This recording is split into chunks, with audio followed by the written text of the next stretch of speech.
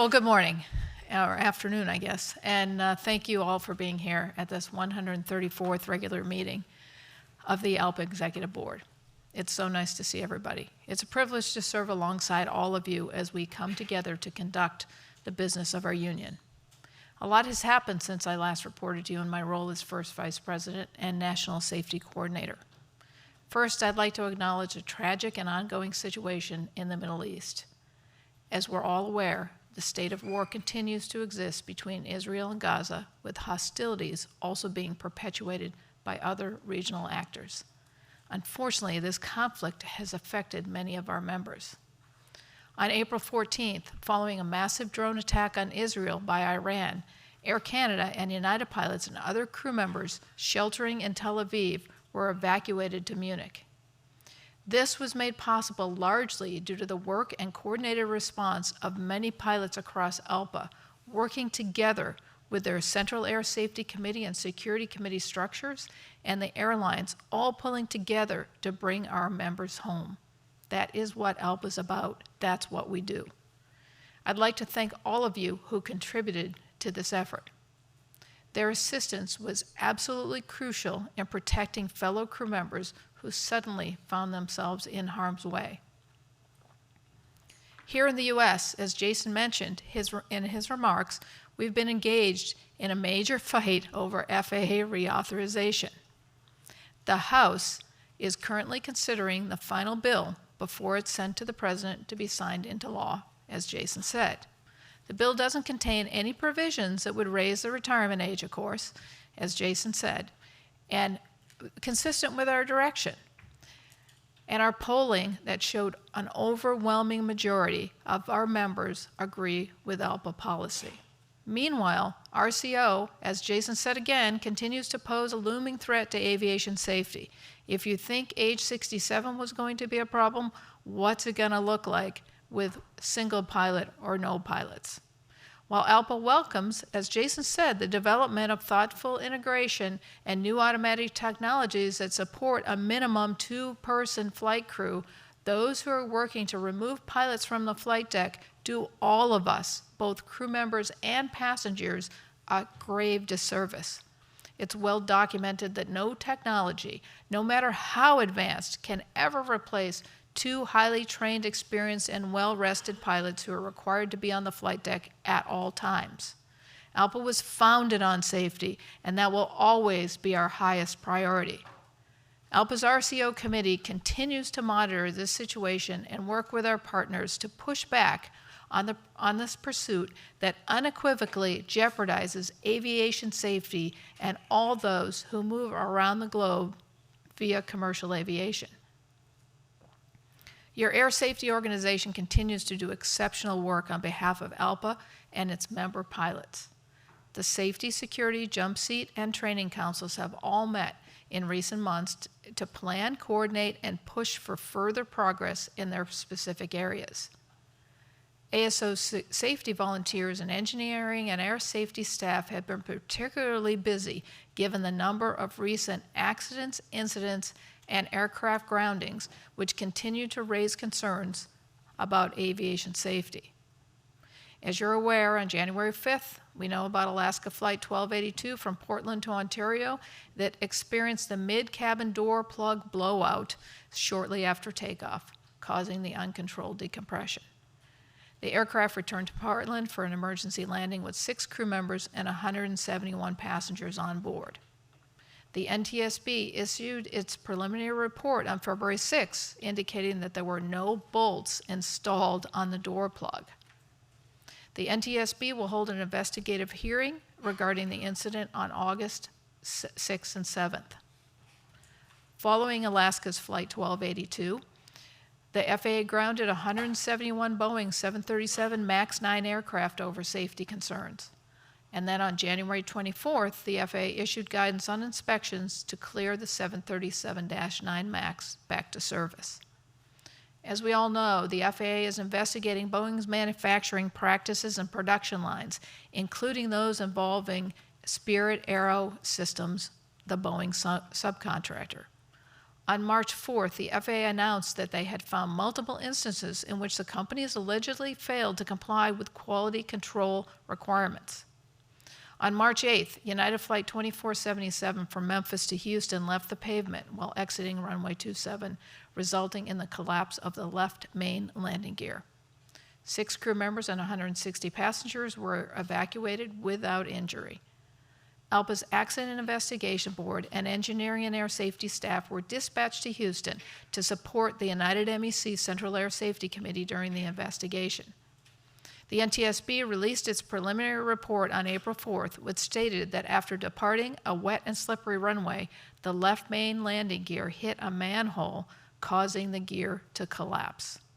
And just this past week, as Jason indicated, on May 8th, FedEx Flight 6238 from Paris to Istanbul was on final approach to runway 16 right when the crew initiated a go-around due to an unsafe nose gear indication. After performing a low approach, the aircraft landed nose gear up. There were no injuries. ALPA dispatched personnel to support the crew and the investigation. ALPA recently hosted the association's second annual In-Flight Crime Symposium at our headquarters here at Valo to discuss the ongoing problem of unruly passengers and criminal activity on our aircraft. The Security Committee brought together stakeholders from the FAA, TSA, FBI, the Airport Law Enforcement Agencies Network, the United States Office of the Attorney General, and airline security reps, as well as representatives from various frontline transportation employee groups. ALPA remains fully engaged with its aviation security partners and continues to support bipartisan legislation in both the House and Senate to ensure that there are consequences for individuals who threaten the safety of flight crew or passengers. Legislation such as Senate Bill S. 1058, the Protection from Abusive Passengers Act, and its companion bill in the House, H.R. 2394, would further enhance aviation safety and security by creating a new no-fly list for people convicted or fined for interfering with flight crews during the performance of their duties here in the United States. We strongly support ongoing and additional funding for the FFDO program, again here in the U.S. ALPA continues to share its concerns with the TSA and the FBI about implementation of RATBAC, the Record of Arrest and Prosecution System. ALPA has previously expressed significant concerns about how RATBAC information could potentially be misused by the airlines. ALPA wants to ensure that the system is implemented in a manner that aligns with members' rights and interests. Following my letter to the TSA and their response earlier this year, I requested a meeting with the TSA to discuss our concerns. We were finally able to have that meeting with the TSA earlier this week. We're continuing to explore the viability of potential solutions that would address our concerns, such as rulemaking. We learned that the TSA is also contemplating rulemaking in a similar area. We may be able to get our recommendations included as the TSA pursues this path, but the rulemaking process is extremely lengthy. We also provided suggestions to enhance the TSA's RATBAC training program, including developing best practices. We're expecting a follow-up with the TSA on their current training program for the airlines, and we are also able to get a contact to report incidents to the TSA when airlines are not utilizing the process properly. The TSA officials did recognize that RATBAC notices outside of the 28 disqualifying events are being sent to the airlines, but they stated that they have no avenue to limit how airlines use that data, which is why we're recommending the rulemaking. In December, following some high-profile mental health incidents, the FAA chartered the Mental Health and Aviation Medical Clearances ARC. ALPA's ASO Pilot Assistance Chair, as Jason said, Captain Travis Ludwig, was appointed co-chair of the ARC. That's a tribute to ALPA's influence. Around the same time, ALPA participated in an NTSB roundtable discussion on mental health in aviation. After reviewing the issues, the ARC published its final report on April 1st. putting forward several recommendations, many of which ALPA has long advocated for. Recommendations included continued collaboration on worker education campaigns designed to integrate mental health and explain the process. Breaking down barriers that discourage workers from seeking help, reducing the need to report counseling, and for those who do require medication or have a diagnosed issue, improving the process for them to return to work safely and expeditiously when able. And expanding the existing peer support training programs as we have so documented the effectiveness here at ALPA to discuss concerns and connect those seeking help with available resources. I look forward to both Captain Ludwig and Dr. Snyder's report tomorrow to give you an in-depth look at the ARC's action and recommendations. I think you're going to like what they have to say. Continuing on the theme of supporting our members, ALPA hosted a roundtable discussion in February titled Moving the Mental Health Conversation Forward. ALPA pilot peer support and aeromedical volunteers participated in that discussion and helped to identify a number of action items that could be taken to improve the current system, several of which were included in the ARC's recommendation. ASO pilot peer support volunteers have been busy developing, as you saw in Jason's presentation, Are You in the Green?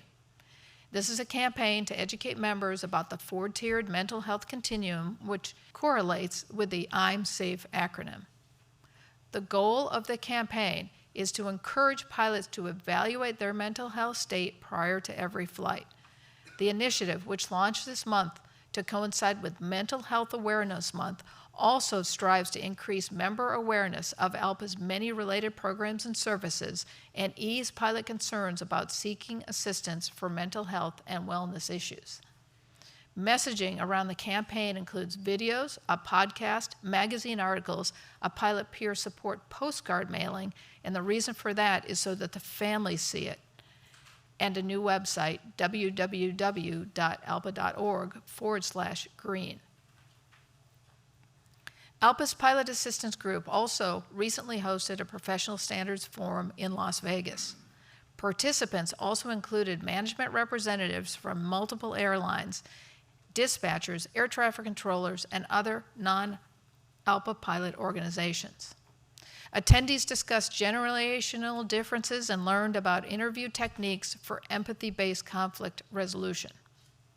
The Pilot Assistance Group will also host a 2-day pilot peer support symposium here at ALPA on June 25th and 26th. ALPA's ASO Jump Seat Group continues to advocate for jump seat initiatives. The Flight Finder app searches have now surpassed 6 million queries since the initial launch of the service, continuing to establish new monthly records for usage and demonstrating the high demand for reliable jump seat information. That also serves to bring people to our app, to our pilots members to our app so they can see what else we have to offer. The Jump Seat Council, supported by MEC chairs at specific carriers, also swung into action recently to ensure that jump seat access would be extended to Swift Air iAir crews upon learning that the airlines would cease operation on April 6. That's always the worst day. Bringing back international jump seat travel is a goal of the Jump Seat Committee. In January, cargo pilots representing pilot groups from across the U.S. and Canada met in Memphis for ALPA's Cargo Symposium. More than 70 participants gathered at the FedEx MEC offices to discuss issues affecting the air cargo industry. ALPA continues to promote one level of safety for both passengers and cargo operations and is proud to support the Cargo Flight Deck Security Act, which requires all cargo aircraft to be equipped with intrusion-resistant flight deck doors here in the U.S. ALPA's ASO continues to make training opportunities available to members who are interested in contributing their time and expertise through volunteer work within the organization. Training opportunities are available across all 4 pillars of the ASO, including safety, security, jump seat, and pilot assistance. These training sessions are scheduled throughout the year. In my role as ALPA's Political Action Committee Treasurer, I'm pleased to report that ALPA PAC continues to demonstrate record-breaking trends and outstanding performance. ALPA PAC ended 2023 with more than 15,000 individual donors. This year, we're on track to exceed 16,000 donors. And for the very first time, we're on track to raise more than $5 million for this election cycle. With only a quarter of eligible pilots participating, our potential growth is enormous. Please talk with your peers. Ask them if they're an ALPA PAC member, and if not, encourage them to join. The younger they are, the more important it is to their career. As an example of what's possible with strong support for political action, we can do much better. NATCA has 15,000 members, and they have double our PAC support. Double. So we have a long way to go to meet their needs, to meet our own needs. So please, please, they don't make as much money as we make, and they're able to get. We have over 60 some odd thousand members that are eligible for the PAC, and then they can turn around with just their 15,000 members and double in size what ours is. So we're behind. It's really important that we up that PAC contribution. We have plenty to strive for. And remember that 3 new PAC member signups get your ALPA PAC wings. As we review recommendations for political candidates, the ALPA PAC Steering Committee continues to push the pilot partisan agenda, with many races being decided in the primary. ALPA PAC has already built strong ties to future members of Congress, including Republican Mike Ruley of Ohio and Democrat Tim Kennedy of New York and Angela Also Brooks of Maryland. 2 of them are running to fill vacancies left by 2 of our champions, and all will be strong advocates for ALPA and labor unions in general. It's critical that we continue to develop solid relationships with strong airline pilot advocates on both sides of the aisle in order to build sustained support for ALPA-backed issues. In March, I represented ALPA at the 35th Annual Women in Aviation Conference in Orlando.